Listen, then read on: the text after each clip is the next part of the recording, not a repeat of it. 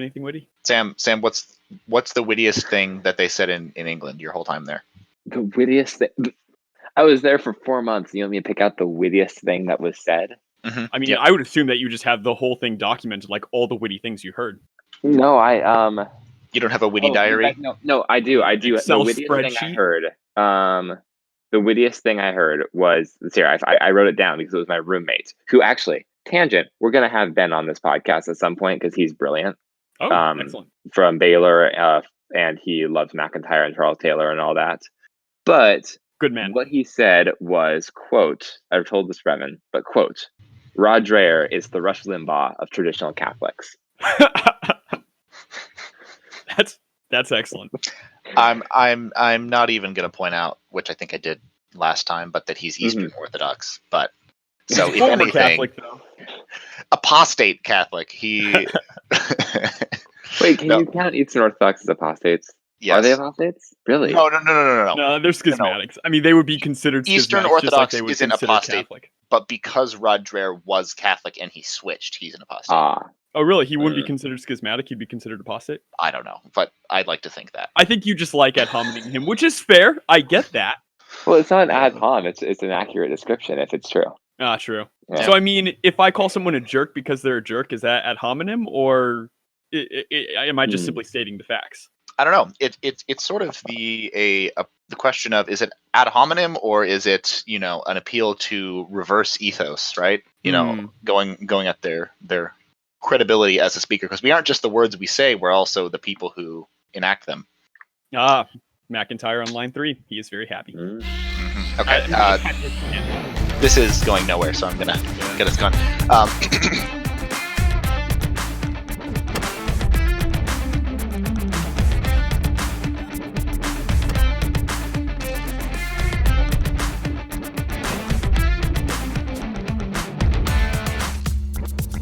Hello, everyone, and welcome to yet another episode of The Problem with Reading. First one of 2020. I'm Brevin. I'm Steven. And I'm Sam. Sam's back! Sam's back! Oh, thank God. Sam, yeah, we missed you. I was so cold. I was so cold inside. You left me alone with Brevin for 4 months. Stephen, I'm so sorry for that. But thank you for the warm welcome to our 2 listeners. I'm back. So yeah, you're going to be hearing me. No, I mean, if you thought it was bad leaving Steven alone with me, just think of what it's like to be alone with myself. Ooh, that's deep, man. That's really deep. It's dark. Mm-hmm. Edgy. But yeah, 2 listeners, but given that you're back, we hope that we might get back up to 3. Wow. Yeah, well, I would be honored. Listen every once in a while, right? I mean, wait, who listens? Your mom. Yeah, she actually sends me email updates. She does? No. I specifically did not tell her about this podcast because I think that she would think far lower of me if she actually listened to it. Well, I know what's on my list for tomorrow. Do you have his mom's email address? Probably. Oh, you definitely do. Or if not, I could get it. But speaking of mothers, what do we have to drink tonight? Steven? In that, mothers cause us to drink, or... I don't know. Okay, fair enough. Okay. This is 2020. Non sequiturs will reign. No, this is quite true. Speaking of non sequiturs, I am currently having a lovely beer of my own brewing, or I should say of mine and my friend Tim's own brewing. It is a vanilla stout, and it is delicious. Damn. Well played, sir. Sounds very good. Thank you, sir. Very nice. Sam, what are you drinking? I'm currently drinking a nice warm Twinings Earl Grey tea because I'm sitting in my house and it's about 30 degrees outside and snowing and the heat just won't turn on. So yeah, we're cold. Snowpocalypse 2020. It's the sequel. Snowpocalypse 2020. Except not enough to close down the roads. So you still get school and work, but you're just cold while you're doing it. You still get school, work, and buses that end up going parallel, or buses that end up crossing the entire street. Yeah, that was another thing. Is I guess I hadn't realized. I've lived here for years, but I hadn't realized exactly how bad Seattle drivers are in the snow until I was driving back from up north last night. And I'm driving in my 4-wheel drive CRV, which was fine. But as I'm going, every quarter mile, there's a car that's totally spun out off the road. I had no issues, but I don't know. I'm shocked. I guess the stereotype apparently lives on. No, Um, this literally happened to my brother when he was driving home in his car, 2-wheel drive, and he spun out and almost hit the guardrail, but Oh, jeez. Managed to pull out of it and pull over safely. But From what yeah, I've heard, like in Seattle drivers' defense, the roads are not treated very well That's for true. being able to get traction, as well as unlike in Michigan, for example, the snow will fall, but it will fall thickly, which will give cars an actual traction to grab onto. Mm, Whereas in Seattle, it's a thin layer, meaning that it pretty much just remains like slightly icy and makes it far worse. that is fair. And And it's hilly. also, Brevin, for your brother, he's driving a Mustang, Yeah. so not known for its snow handling ability. No, not at all. Also, speaking of not being known for snow handling ability, I am drinking some lovely chamomile tea. I'm just embracing the full grandmahood of my ripe old age. I've been feeling it in the new year. My bones ache. I can tell you whether the sun's out or not. Just judging by like the twitch in my knee. It's great. It's another year. We're all older, so it's just lukewarm tea for me until I die from here on out. New year, old you. Yeah, exactly. Hmm.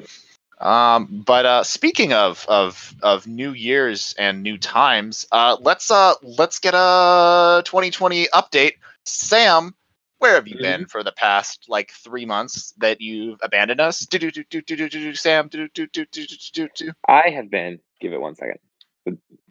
I have been abroad, away from our homeland of the United States of America. I spent about 3.5 months in the United Kingdom studying Studying at the where? university. It's at the University of Oxford. Ah, yes, you're an Oxford man now. I am. Yes. It was a good time. It was a delightful place to live for a few months, and a good way to finish out my undergraduate career. I will say that there are three big things I loved about Oxford and really learned while I was there. The first is that, well, if we had been doing the podcast while we were there, Brevin would never have had to ask, "What are you drinking?" because it's beer. It's always beer. Always. Well, hold on. But like, did you learn to differentiate beers whilst you were there? What do you mean by differentiate beers? Ales, lagers, pale ales, Oh yes, stouts, all that. yes. All right. So what was Sam's go-to? So for the first half, actually, I will say for the first half, I would always get very intimidated when the bartender was like, "What do you want?" What do you? And they're not very charitable, and so I just order a Guinness, something like that. But afterwards, I really got into the Fuller's London Pride, I think was what it was called. And then there were a few custom made beers for the specific pubs in Oxford, and those were always really good. All right. Yeah. So there was that. That was one thing I learned. The second thing I very much loved while there was the Queen. It was very nice to have a matriarch ruling over all of us and having the knowledge that we were under her. It really gives the society a certain sort of order when you have the Queen in that way. Which leads directly to my third thing that I loved, which is the aristocracy of Oxford. Um, the city was saturated in smugness. I've never experienced anything like it. Like for example, on I think it was my first or second weekend of term, me and a couple of my friends who are also American undergraduates, we went beagling with a group of beaglers from the Oxford Country Sports Society. Beagling, is that exactly what it sounds like? It's exactly what it sounds like. It's hare hunting with beagles. Huh. So you go out with this pack of beagles, and everybody, the hunters themselves are dressed immaculately and in exactly how you'd expect a British hunter to be dressed, in this green and white outfit with these ridiculous hats and everything. And then they follow the beagles through the countryside, and you run behind them and try to get a good view of it, and then eventually the beagles get on to a hare, and then you pass the brandy and cigarettes around and watch them chase it down. Fascinating. That's And an that actual thing that still happens to this day. it's an actual sport. Yes, this is one of the Oxford sports societies, and they do this every Monday or every Wednesday and Saturday. That is honestly fascinating. I had It was no idea. fascinating. And Sam, Yeah, do they ever actually catch the hares? absolutely not. That was a Really? question I asked when we saw them, when we saw the beagles chasing his hair, because the beagles are adorable. Like, they are amazing dogs, and they're chasing his hair so earnestly. And I asked one of the senior beaglers how often they ever catch it, and he was like, "Oh, never. They've never caught it. He's been going for 3 years, and one time they caught a hair. Oh, wow. They don't even bring a game bag on these outings." They just want to go watch a dog chase a hare and feel smug about themselves while drinking brandy and smoking cigars. That is the best thing I've ever heard. Yes, that's the sport. That's Oxford. But the even better is that there's an infinite ladder to this hierarchy. So it's just constantly people trying to one up each other and outsmug the other one. It was amazing. I'd never seen anything like it. Oh man! And now Um, that you've come back, you can bring a little bit of that smugness here, and just kind of casually dropping. Yeah, when I was in Oxford. I was in Oxford. Yes. Yeah. No, Yeah. I mean, Richard Weaver writes in his excellent book "Ideas Have Consequences" that one of the maladies of the modern age is that we don't know who we are in relationship to any other person, and so we don't I know what's completely agree expected with of us and how to talk to other people. Really, every encounter is this horrible black box. But under an aristocracy, we all know exactly where we are and what our proper obligations, duties, and interactions are towards everyone else. And I think you glimpsed a little bit of the beauty of that in sort I of did. in the benign snobbery of this simpering elite class of Oxford. Yes. That's definitely true. I need to read that book. But yeah, that sounds accurate. Now, the three actual things I loved in Oxford, or really enjoyed about Oxford, the first was the formality of the culture, like beyond the aristocracy and beyond the smugness.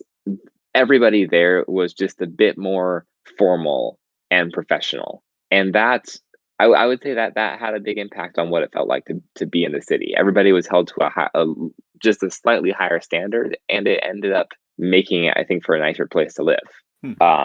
There was a higher standard of politeness that was expected from daily encounters, even though things that in America that we take for granted, like customer service, may not be a thing. This was actually my first time I'd ever traveled to Europe, so the art I was just amazed, as the nerd I am, by the architecture and the simplicity of the villages, and just the overall maturity of the culture.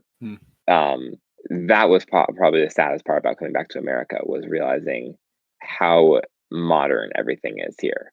Even our oldest artifacts on the East Coast are not old whatsoever. And then obviously I was there to study, and so the rigorous and focused academics was definitely a pro. It was amazing what's possible when a group of individuals, a group of undergraduates from standard liberal arts universities in America, what's possible when you're pushed just a little bit harder, which made me sad for the American education system, because that's not done here, by and large. But it was amazing to experience. I Yeah, know here. go ahead. Yeah, here it seems more that educators are grateful for students to even remotely engage, and that it seems that the push is, please engage with me, not like please engage more. Just kind of get you in the door, and I'll be happy with that. Yes, that's exactly it. In America, it's a lot more one-sided, where it's the educator trying to get the student to be interested, and it's all on the educator to do that. Versus, and maybe this is an Oxford thing, but in Oxford, there was a significantly higher emphasis on the partnership between the tutor and the student, and being two scholars who are at different parts of their journey, to the point where the tutors' offices were in the same buildings and right next door to student dorm rooms, Oh my gosh, really? because they all live and work together in this community. So that was incredible to see. Academically, I learned that I do not really understand political theory, and that Kant was a cruel man, but he also had less than he thought he had to say. Definitely read a lot of Kant there, and that was enjoyable to finish, but not enjoyable to read. I've heard Um, that about Kant, that he really is a snoozer. yeah, it's incredible how many words one person can use to say so little. Ooh, strong rhetoric. Yeah. So on a scale from odd to even, how much can't you? I probably even. All right. Yeah. That pun just makes itself. So yeah, I guess that would be my experience there.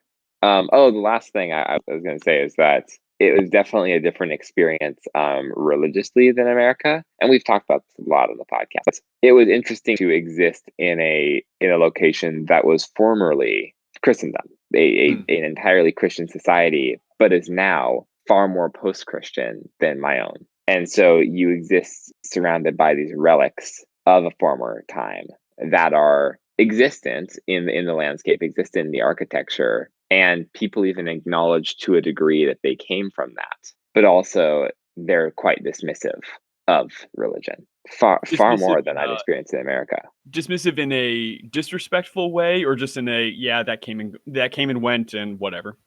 In a reverent way. Oh, really? Yeah. That was interesting. Is that all the colleges are incredibly secular, but they still have vestiges of religion that they practice today just out of tradition, even though almost everybody doesn't believe it. And then you have the argument in Oxford specifically, where you have that very secular culture happening from an early time there, and you have the powerhouses of John Henry Newman and Pusey and Keble and all those people fighting back against it. So it's an interesting city, and those arguments are still happening today. Yeah, I don't know why I had this thought, but I don't know how accurate it is, but it's a segue for some jokes I want to make. So even though it's bad, I'm going to make it anyway. Go for it. And that is sort of the U.S. being a more religious society, but also very much vulgar, for lack of a better word, sort of in a barbarian sense, in that so much of our culture is kind of anti-culture and like anti-architecture and consumerist, whatever. But at the same time is sort of weirdly still, in some ways, I mean, Africa's probably eclipsing it, parts of Asia too, still sort of the torch carrier in terms of advanced societies that are also still very religious, sort of, I don't know, like the Goths or something, you'll burn down Rome, but you're still Christian somehow, and you keep it alive in one way or another. I don't know, something like that. But anyway, all that's a segue into, like, speaking of living in the ruins of a formerly decent tradition. I thought of like several really good jokes about Episcopalians the other day, and you just reminded me of them. How are Episcopals and sponges alike? How, Brevin? How are they alike? Because they're both squishy and dying out. Ooh. How are Episcopals like very old men with high centers of gravity? I don't know. How are Episcopals like very old men with high centers of gravity? Because they don't have good stances on anything and they're dying out. I had a third one, but I forget what it is. There was like a trifecta, but anyway. What's the other thing that's dying out? I mean, the rhinoceros is dying out. Yeah. The ice caps are dying out. Yeah. I don't know. Oh, okay. Anyway, sorry. Okay. That's all I got.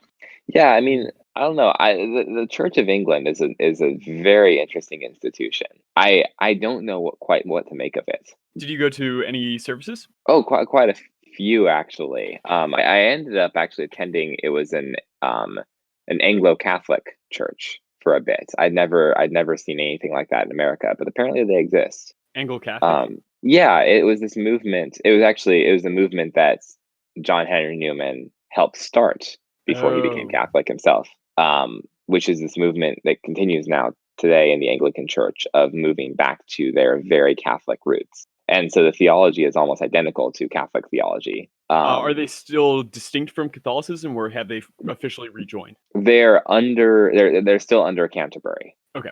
So they have not rejoined, but there is an offer from the Pope that any parishes wishing to rejoin can.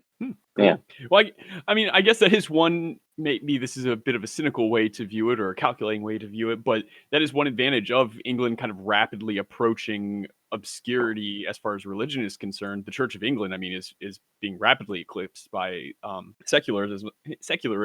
That is kind of good news for Rome, in that eventually they'll realize, like, hey, we're really not doing so hot on our own. Maybe we need to join with Rome, which is a far kind of far stronger, far more Hmm. resilient religion than Church of England. Oh yeah, Hmm. and with the royal family splintering up, maybe the church will be like, you know what, we don't really want these people to be the heads of our religion anymore.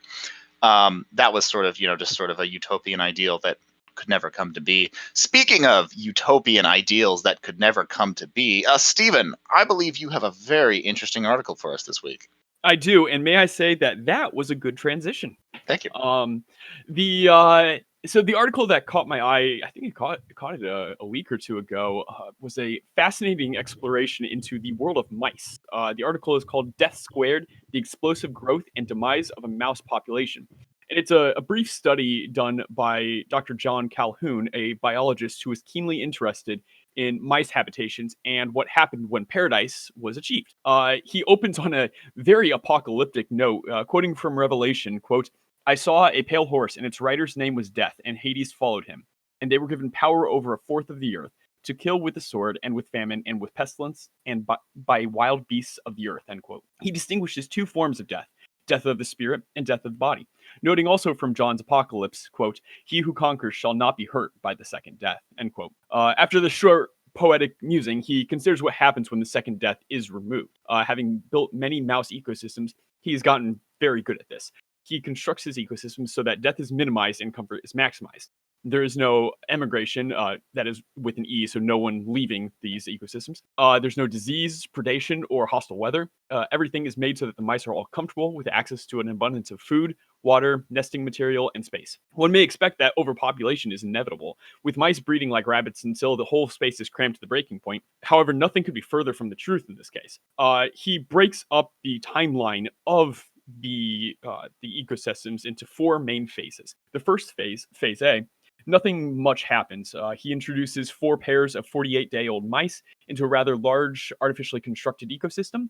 104 days later, after they had gotten settled in and used to the environment and each other, the first litters were born, marking the beginning of Phase B, which was an exponential increase in mouse population. Surprisingly enough, however, this phase stopped at around day 315, the doubling period dropping from 55 days to 145 days, marking the beginning of Phase C. One might think that this dropping in growth was due to overcrowding, but one would be wrong. Large spaces of the area were completely unpopulated. Day 560 saw the beginning of Phase D, where the death toll, mostly from old age, began exceeding the birth rate. Day 600 saw the last surviving birth, after which the number of pregnancies dropped as well. The last conception itself was on day 920. This decline never stopped, and eventually the colony died out. A number of really fascinating ideas or notes were taken from this. Several kind of fascinating phenomena were observed. For example, young were rejected prematurely by their mothers. Social bonding was frustrated by the population, and reproduction was completely halted. The rejection sometimes took on an extreme form, the rejection of the mothers to their offspring, that is, with mothers moving their litters around from room to room and at times forgetting one or more of them. Social niches became hotly contested, with rejected males taking to lounging about water pools near the center of the ecosystem, and rejected females taking refuge to the higher and rejected females taking refuge in the higher rooms. The males would become more violent, but not with contesting suitors to females, but rather with other withdrawn males. The females did not have similar violence, however. Social bonding, it was suspected, was mechanically frustrated. That is, with so many mice, it became difficult for any interaction to last for the necessary amount of time. Survivors of this colony were taken out and placed in low-density ecologies to no avail, though. Even when matched with other non-colony mice, they still could not reproduce. They had lost all capacity for reproductive behavior. They would not engage in any courtship behavior or anything like that. Calhoun concluded that, quote, "For an animal so complex as man, there is no logical reason why a comparable sequence of events should not also lead to species extinction. If opportunities for role fulfillment fall far short of the demand by those capable of filling roles and having expectations to do so, only violence and disruption of social organization will follow. Individuals born under these circumstances will be so out of touch with reality as to be incapable even of alienation," end quote. This paper, for being presented at what one would think would be a rather dry biology conference, caught quite a lot of attention. Its apocalyptic tone, grim conclusion, and downright fascinating study inspired the public. Senators brought it up during session. Tom Wolfe, a famous journalist and author, called New York City a, quote, "behavioral sink," end quote, using a phrase Calhoun himself had coined, and even inspired the book, The Rats of Nim. Calhoun suggested that if physical space could not be extended, one possible solution to this phenomenon would be conceptual space, to open up art galleries and libraries, things like this, that would allow humans to indeed conquer the first death, the spiritual death, the death of the soul. Unfortunately, everyone seemed to love to hear about the diagnosis, but nobody wanted to hear of the cure, and Calhoun faded into obscurity, and 9 years after his publication died. This article was fascinating, and I highly recommend it. It provides an interesting window into why so many find themselves frustrated or listless or unfulfilled. It's a good study into how we can all have needs fulfilled and still be miserable. And I think it's a good warning for us all. People are quick to bash away at the small town experience, but if Calhoun is to be believed, it may be that the small town will be much better off than the city, especially the city that neglects its own soul. That's about that. That at least that's the thing I wrote. Yeah, I don't think I've ever seen this level of theological, philosophical engagement in a biology paper. In I don't think ever. I can't recall it. I don't spend much spare time reading biology papers, but still. Certainly, I was pretty surprised. I mean, he was regularly quoting Bible verses, musing philosophically. I couldn't tell whether he was himself a believer or anything, but yeah, he did seem to think that there was a lot of wisdom to be gathered from this. Mm-hmm. Yeah, I mean, something economic prosperity is not the same thing as meaning satisfaction. When you were talking about sort of the need for conceptual space to satisfy the second death, it made me think of Viktor Frankl and his logotherapy, talking about man's inherent search for meaning, and that's the thing that allows people to overcome all sorts of adversity, and also, probably conversely, overcome all sorts of, blessings that would otherwise be numbing. Right. The Nietzsche quote he always loves quoting. A man that has a why will be able to undergo any. I think it's anyhow. But in essence, like, yes, if you have that meaning, if you have that drive that survival naturally gives us, if you can replace that with some conceptual drive, then certainly you can start enduring. But it seems that most of the traditional whys, most of the traditional reasons have kind of fallen by the wayside, and then we kind of look around shocked to find that people don't like that and people are miserable under those circumstances. Yeah, that's the other interesting angle to this, which is just sort of the mice finding this natural limit of growth. Just at some point, the logic that governs them as a group, the zeitgeist or whatever, just kind of becomes overwhelming and just shuts itself down, despite, the absolute best central planning. And it really sort of brings up, by analogy, the information problem, and how that really is at the root of a lot of issues of human organization, from everything from, talking about small towns and the, relational sharing aspect that allows people to satisfy those desires for meaning, or at least theoretically does. And then the, conversely, the separation and sort of outsourcing of planning that a city might do to make that sort of building up from the ground and the knowledge that's gained from that harder to get. I see it as almost a critique of the information problem by saying that even if you solved the information problem, you were able to get perfect information and create the perfect society where resources were shared between individuals perfectly, you would still hit a wall. I mean, and that's exactly what he's saying, is that the information problem is a problem for the first death, but you still have the second death to contend with. And oftentimes I think our discourse around welfare policy and the sort of things that I guess that would be solved by utopia, we're only dealing with the first death, not.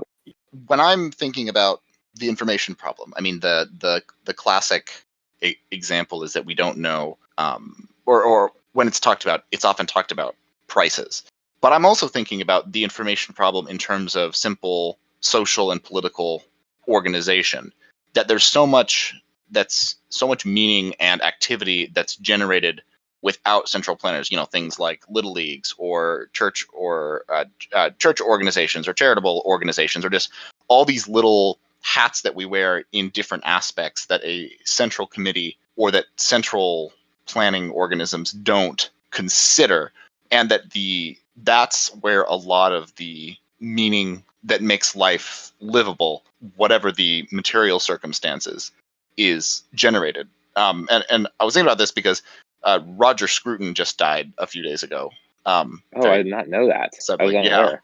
Yeah. Wow. I love Scruton. But one of his obituaries was mentioning his reading of Foucault, and Foucault saw, power structures in everything, that there's, this insidious, central coercion of society against, of the, the dominant versus the marginalized, or there's different ways of phrasing it. But the obituary talks about how Scruton sort of found the philosophy that takes you out of that, pseudoscientific fatalism of viewing things. And he found his way out, topically enough, through English common law, which is this jurisprudence that's built up over a long period of time from actual human interactions to generalized principles, but really based on people making friction with each other and building structures around themselves that wasn't based on, in initial power imbalances or domination, but just from, the building community calluses where people bump up against each other.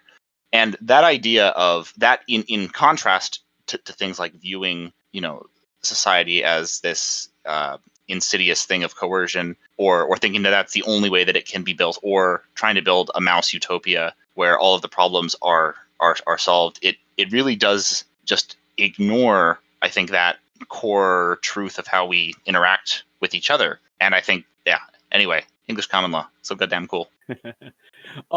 I think, okay, so I actually recalled where I was going with the whole McIntyre thing, in that, so welfare as it is right now is designed to treat the second death, the physical death, but not the first. And to an extent, that's well and good. I mean, people aren't going to have very fulfilling lives if they're dead. But it seems that we can't agree what a treatment of the first would actually look like. You would have you have fundamentalist Christians saying, well, clearly they must be going to church every week and they must have Jesus Christ as their Lord and Savior, and then you have secularists saying, no, there is no God. What that looks like is, I don't know, whatever secularists think the good life looks like. Like a healthy family life, which indeed true. Or utilitarianism. Peter Singer, hi. But we have no way of kind of collectively coming together and saying, okay, well, religious, non-religious, utilitarian, virtue, like we have no common language with which we can discuss these sort of ethical issues, ethics in the sense of what is it to live the good life? What is it to be human? How do we make these people more human? Because clearly they are not thriving. Clearly they are not flourishing in the way humans should be. Therefore, they need help. They need education to do so. But kind of the most we can actually agree on is, well, we don't want them starving to death, so we should probably feed them. And that's about as far as we can go. And so that's where I think McIntyre would actually kind of nod, vigorously in approval and say, like, yes, certainly this is part of the reason why, like, we need some sort of common virtue language with which we can operate. I need to correct myself earlier because I think I got turned around a little bit with the second and first death. Is I meant to say that the welfare state is seeking to solve the second death. Oh, yes, certainly. Yes, that was my error. So just to correct myself earlier. But I completely agree with you there, as I think that, that disagreement is absolutely apparent in our culture. Indeed. So, I mean, I do find it also very interesting how people are very quick. I mean, the article talking about this article noted that people were very quick to talk about the problem and not about the solution. There is kind of this morbid desire to kind of just shake our heads and say, like, yeah, society, it's really screwed up, isn't it? Yeah, that's really rough. And Calhoun's over here saying, hey, actually, no, I think I might have some interesting things that might be able to actually fix this. And they're like, yeah, it's a bummer that there's no way to solve it. And Calhoun's saying, no, there is. Well, I was thinking about that the other day. Is McIntyre is traditionally seen as an incredibly conservative figure. Mm-hmm. But I mean, first of all, he was writing from, if anything, partially a Marxist perspective, Mm-hmm. and his views are, for the most part, quite consistent with the postmodern, partially consistent at least with the postmodern critique of modernity. And so I think it's very easy to poke fun, not to poke fun at, but to poke holes in and attack the modern system, because I think it's gotten to a point where it's so evidently bad that you can combat it from several different views and be consistent. Mhm. But when you get beyond the point of just combating it, you get to the point of, okay, well, we can attack this, but those attacks need to therefore lead to a solution. That's where, first of all, disagreement arises. I mean, that's where McIntyre wildly diverges from what you'd hear from a postmodern critique of modernity. Mhm. And second of all, you are reduced to vagueness and even, I mean, for lack of a better term, word, absurdity in your conclusions. I mean, McIntyre, we all love him, but we are not truly going to retreat to become monks. That is not a thing that is going to happen. And so, you get to a point where you can't even have a cohesive dialogue about that conclusion because of those two reasons, or about your solution. But if there is one person who has a solution to this whole problem, it's Patrick Deneen, author of the book. Was it Why Liberalism Failed? I don't remember. But in this particular podcast, we're looking at his article, What the Fork? Or Why You Should Not Eat the Person Sitting Next to You, published in frontporchrepublic.com back in 2009. And he proposes that the way to save civilization is table manners. So let me just read his opening quote. Quote, "The causes of the current economic collapse have been widely discussed and minutely explored. However, to date, I do not believe that I have seen anyone offer what I regard to be the definitive and irrefutable explanation: the decline of the use of the fork. In abandoning our habituation in eating with utensils, we have essentially rendered our appetites untamed. We have ceased to be mannered, and an unmannered society is one that invites collapse." Hannah Arendt, I believe, was the one who said that every generation we are invaded by barbarians and we call them children. They're little beasts that need civilizing. And Deneen asks, all right, so what are these base instincts that we have to sort of wean children away from if civilization is to continue? And he notes that at the core of a lot of humanity's problems is that they are omnivores. That is, they're inclined to eat meat, which means that they're predatory animals, which means that they have a desire to kill. Quote, "To kill is an awesome deed. Our desire to sustain our lives drives us to combat and overcome the survival instinct of other living creatures. Our diet reveals our rapacity, our potential for savagery, the very inhumanity of our humanity. The fact that we eat meat also means that we can eat each other." And he points out that this is not unknown throughout different civilizations, but over time, and as civilization has grown across the world, there has been very strong taboos and systems and norms that advocate against such behavior. And one of the most important, he contends, is table manners, that they are the, quote, "daily manifestation of our commitment to the aspiration of human flourishing, of a realized humanity that ascends from mere or given humanity," end quote. And the reason for this is that eating with utensils, namely forks, doesn't make eating food any easier. It makes it much harder. By using the fork, we have to get small bites of food and then bring it all the way up to our mouths. What this does is it slows the pace of eating. It makes us look at each other face to face. It allows us to communicate while we eat. It makes the eating and the satisfaction of our, savage desires a secondary thing to communication and communion with other fellow humans. And even things like knives, the way that we use them indicate our desire to overcome our most base instincts. For example, knives at the table have, in large part been phased out of the normal dining ware set. The knives that remain are blunted. They can't stab, and you use them in your weak hand, which means there's not much, ability to attack people or eat them, I suppose. When one does get a steak knife to eat, some large cut of meat, it's used very specifically for that cut of meat and then is removed immediately afterwards. The sharp knife, the deadly knife, the violent knife doesn't stay at the table. And he notes that America is probably the most advanced in terms of table manners because, quote, "In Europe, the knife is held in the weaker hand, making it less likely that there will be knife play at the table. In America, food is cut with a knife in the right hand and the fork on the left. After each cut, the utensils are switched to the opposite hand, and that single piece is eaten. Americans are regularly subjected to scorn and derision for this awkward practice. But American table manners are, if anything, a more advanced form of civilized behavior than the European, because they are more complicated and further removed from the practical result, which is always a sign of refinement. And so I wonder, is our current crisis not best explained by the decline of the family meal, of the displacement of the meal with grazing, that manner in which beasts eat, of the rise of fast food and the consumption of increasing numbers of meals, quote, on the run? Was this not the most visible sign of a people with untamed appetite, a people lacking in restraint, civility, and a willingness to submit to forms? If our leaders were truly interested in inculcating virtues including responsibility among the citizenry, there might be no better way to start than to commend the reintroduction of good table manners. End quote. And so obviously, if we teach table manners to everyone, all of our problems will be solved. I think that's what he said. Obviously.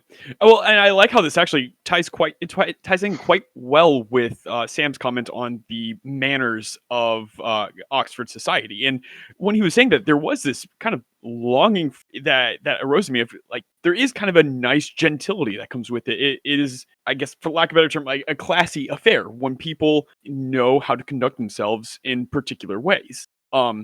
I mean, I've often kind of commented to friends how I long for, the days of yesteryear where, people were more formal outside of the house. Men would wear suits, women would wear dresses. And that also, like, that applies to the table as well, that restaurants are always very formal affairs. There is, like, 100 years ago, there was no McDonald's, I think. And all meals are rather formal affairs, and there is kind of this lamentable decline from it. I really like the part in the article where it discusses how, like in a lot of American cinema, you always have the American going over to Europe where he or she is taught, good table manners and whatnot. But by the end, inevitably, the Americans have to teach the Europeans how to, quote, have a good time. For example, taking Princess Diaries 2, Julie Andrews is mattress sledding down the stairs.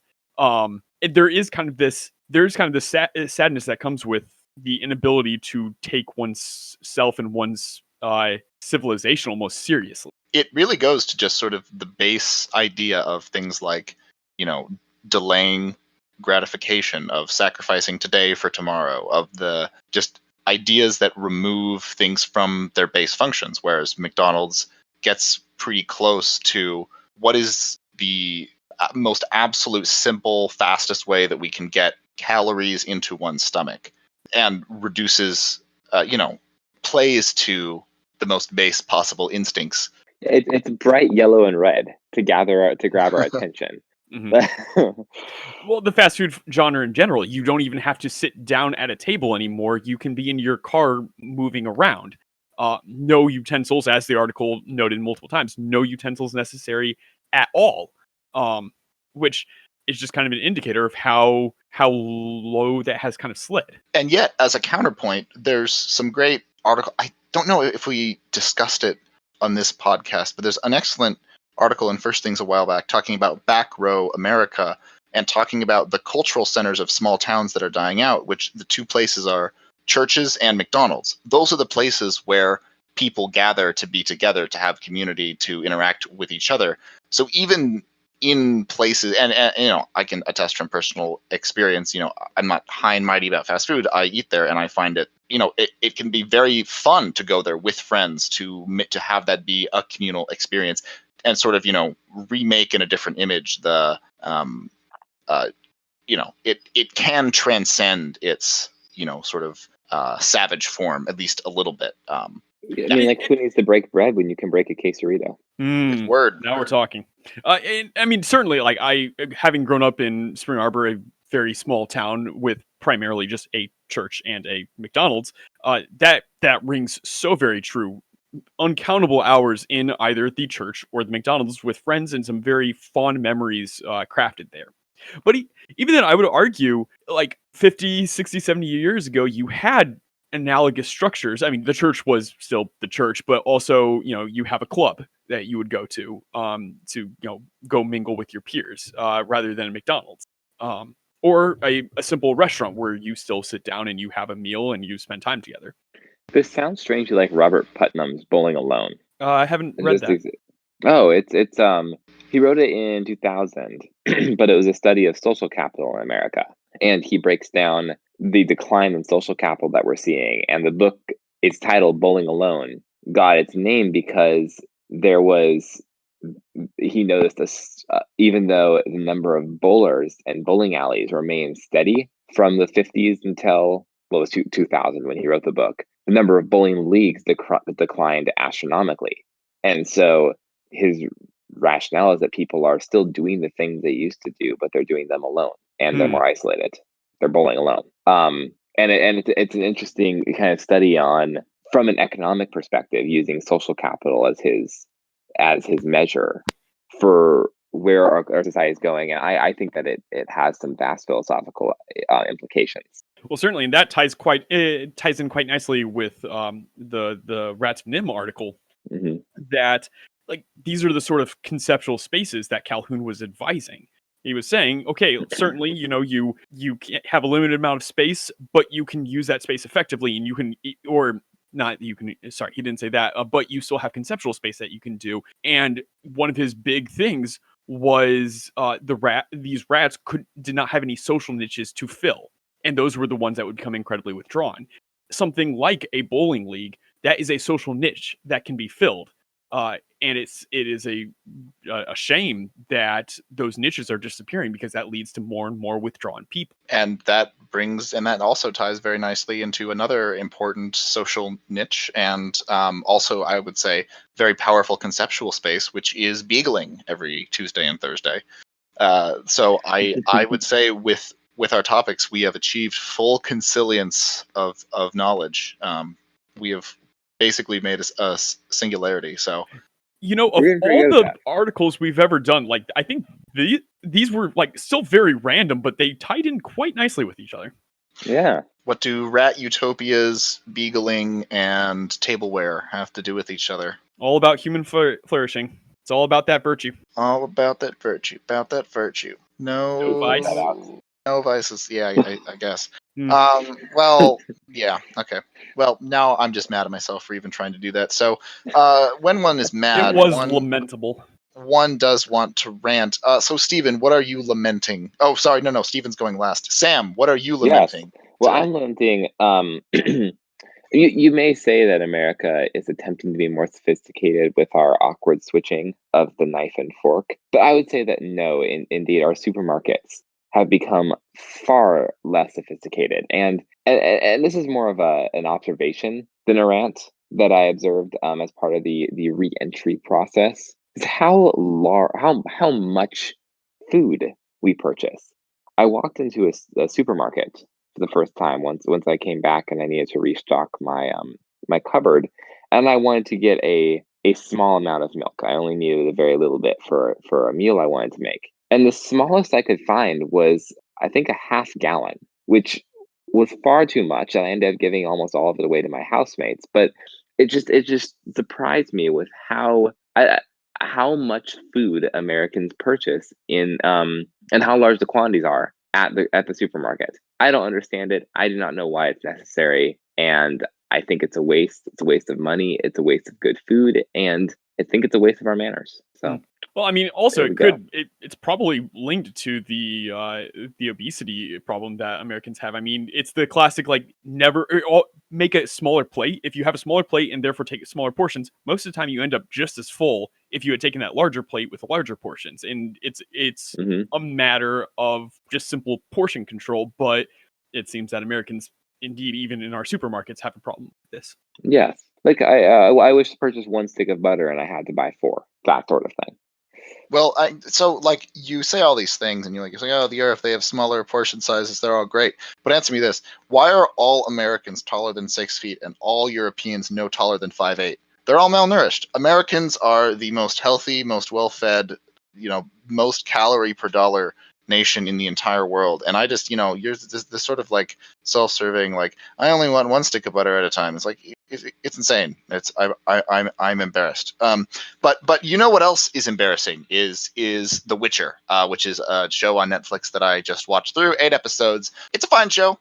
It's arguably not quite aimed at me. It's sort of going for the Game of Thrones crowd that's disillusioned and just really wants something else. And I didn't watch or read Game of Thrones, and I haven't played or read the Witcher games or books. But all that said, the show was just frustrating in itself. Henry Cavill, I think his name is the Witcher, and he just has full on frog throat the entire time. Like no one talks that gruffly. It has to hurt your vocal cords. Like there's just no way. And on top of that, none of the characters are likable. It's very aggressively gray versus gray morality just everywhere, which is, supposed to be edgy and cool. But then there's like these weird, unclear taboos. It's like, oh, yes, we're all doing horrible things, but you can't do that. That's even more horribler. And at best, like the bad guys are like marginally worse than the main characters. It also unearths some touchy themes and like race stuff and like discrimination, but it doesn't have the world building structure or continuity to like nail down any of the concepts. The world just isn't thick enough to accommodate it. And the sort of classic evil empire group, again, because of this aggressive gray on gray world, I am tempted to go all Empire is the good guy in this show again, if only because the good guys are totally inarticulate about anything that they're trying to accomplish or why they're in the right at all. So, yeah, I mean, it's a show, stuff happens, but I don't care. I would say, a la Howard Watson McIntyre, the society that has forgotten how to tell good stories, or stories of goodness, of virtue, of heroes in the traditional sense. That is a society that is not long for the virtuous enterprise. And is that a tie-in to your rant? Oh, no, that was just me wanting to talk about McIntyre for the umpteenth time. But I think it is tie-in to your rant, though. To an extent, yes, it does. So speaking, you talked of a movie based on a game. I am talking about a game based on the movie. And I will open with simply saying that my rant is a mixture of both wild delight and extreme vexation. So I recently played the most recent Star Wars game to come out, Jedi Fallen Order. And it was brilliant. The story was impeccable. The characters relatable and likable. The villains were chilling. The protagonist was noble. The environments were vivid. The duels fantastic. In short, it was everything you want out of a Star Wars experience. Now, wasn't without its flaws. They took a page from Dark Souls and made the game extremely unforgiving. A single blaster shot or a bite from an animal was enough to seriously damage you. And unlike recent games such as Force Unleashed, you are not a god among men, but rather a weak apprentice attempting to just survive. That itself is not a problem. I actually really like that, but it did make it such that some levels were more frustrating than fun, and also just a myriad of bugs that bordered on the comical did a really good job yanking you out of the game. However, all of that I am more than ready to forgive based on the characters in the story. I believed in them. I was sincerely moved during several of the scenes. Well done, Fallen Order. You have delivered on everything I expect out of a Star Wars story and more. Which leads to my vexation. Fallen Order is proof positive that good stories can be told in this universe. Not just good, great, moving, beautiful. Why is it that with the sequel trilogy, it simply could not do the same? Disney has the best writers, directors, and actors money can buy. Combining all three budgets of the sequel trilogy almost yields $1 billion, $837 million to be exact. And yet they couldn't come up with anything better? I don't wish to be overly critical. The movies are not as bad as some YouTube critics are wont to say, but they certainly were not all that amazing. And each time I saw one yielded less and less feeling, less and less interest, until finally with 9, I left satisfied that I at least didn't hate it. Sweet mercy, Disney. This is a great universe that you have the rights to, and you clearly have the ability to contribute quality additions to it. Fallen Order was amazing, and it both saddens and angers me when I consider that the main movies could have had the same quality to them, but for some inexplicable reason, didn't. As one podcast that I listened to has observed, Kathleen Kennedy, the person who's in charge of the whole Star Wars for Disney, has done such a horrible job at managing this whole franchise and the movies especially that she's probably going to get herself promoted out of harm's way here pretty soon, and then someone else will take over and we'll see Maybe what that happens. was her strategy all along. Wait, are you quoting the Sub Beacon, Brevin? I am quoting the Sub Beacon. You know it. Yes. I mean, do either of you guys subscribe to the argument that it's all the fans' fault? Not all. Do either of you think there's a bit of truth in that? I haven't heard this theory. I mean, I'm assuming it's blaming the fans' reaction to 7. Like, people lambasted 7, so 8, they tried to compensate and do what they thought the fans wanted. The fans hated it even more, and so 9, they tried to course correct yet again, and the fans still freaked out. Basically, going all the way back to it's a little bit more longer reaching even, and I think that the Sub Beacon touched on this. So if we're copying them, sorry, but No, it's basically reaching all the way back to the original trilogy. There were huge flaws in the original Star Wars trilogy. They're Certainly. wonderful movies. They're some of my favorite movies of all time. And there are some true pieces of cinematic brilliance in those films, but they are not without their flaws. They're not entirely consistent.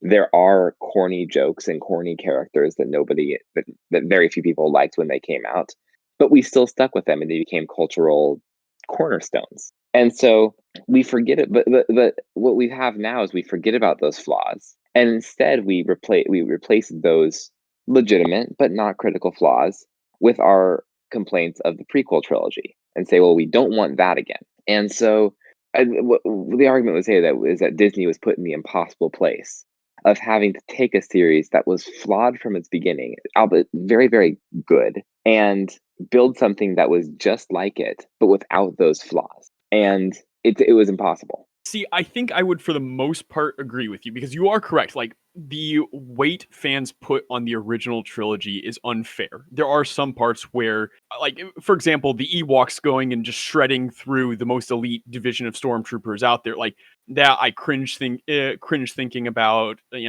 Luke's rather childish, annoying voice and behavior in 4. Like, certainly, I'm completely with you, and I think that it is unfair for fans to be putting Disney in that position. Of course. I Mhm. would argue, though, that Rogue One is an example, is another counterexample. That Oh, I Disney love that movie. produced Rogue One. I think Rogue One was objectively a good movie. It set the standard for me as far as prequels are concerned. It took one I tiny aspect out of the original series. It knew what it was. It knew it wanted to explain that one aspect. It did it. It did it really, really well. Had some great characters, great plot line, and from what I can tell, most reviews were fairly positive. Yes. And furthermore, so Disney was in a difficult position. That's extremely true. But the easy counterfactual to the whole, like, they were in an impossible position, was at least have a plan for 3 movies when you go into it. You literally had a director starting a trilogy. The next director undoes what the previous guy did, starts his own trilogy, and then the third guy, who's the same as the first guy, undoes the second one, basically makes it completely irrelevant, and just continues on from the one that he did before. So it's not even that they were in an impossible position, because if you don't know what your overall arc is over 3 movies, then just don't start it. The problem was that they just never had a plan to begin with. And I think on that note, I was discussing it with coworkers, and I think the conclusion I came to that the kind of directors trying to contradict each other was they broke rule number 1 of improv, is always say yes and instead of yes but. Mhm. Even if, like, I disagreed with a lot of the choices eight made, but kind of for better or for worse, they made those decisions. It's in the canon, it's in the story. You can't just pretend they didn't happen. You have to roll with it and try. Like, you can certainly try to fix some of the mistakes that were made, but you can't pretend that they didn't happen. And that's the thing, is that I would have far rather watched either a Ryan Johnson trilogy or a J.J. Abrams trilogy, because I think that either trilogy on its own would have been fine. I think that Ryan Johnson would have been worse. I don't think it would have been that great, but it wouldn't have. I don't think it would have been worse than the prequels. And I think Agreed. that the J.J. Abrams trilogy would have been fairly good, but both of them were completely sabotaged by spending most of their effort trying to fight against the other one, which is childish and, Hilarious. well, and hilarious, but Admittedly also, hilarious, but yes, but also is sad that they managed to take what was a good franchise and run it through the mud. yeah. Yeah, and the other thing that just makes me weep is that the Star Wars Legends, now the previous canon, was just it was so rich. It It had, was like, solid. it had some good stuff. Like, can you imagine an Admiral Thrawn trilogy Oof. after starting in 7 with an Admiral Thrawn? Oh man, that would just be amazing. But Or the anyway, Skywalker kids, Jaqen and Jaina, yep, who were no, that would be a prime great. characters. Yeah. I mean, just think, we could have had Thrawn instead of Hux. Oh man, don't even do that to me. Now, I loved the old canon. I really did. When I heard that Disney was removing it, I was upset, but I understood. Like, that canon was so extensive. It was so massive. I don't think they could have operated within that space in an intelligible way. you would have had so many fans constantly complaining, like, well, you didn't follow that part of the book, you didn't follow that part of the book, and you contradicted this part and that part. I mean, eventually I think they had to draw a line and say, look, that was great. We just need to start over. Probably a lot of that will be cut, but that's fair. yeah, That's definitely fair. So for everyone here at the Problem with Reading podcast, I'm Brevin. I'm Steven. And I'm Sam. And see you around in a galaxy far, far away. Space Cowboy. I apologize for not bringing up Dave Foster. Damn it.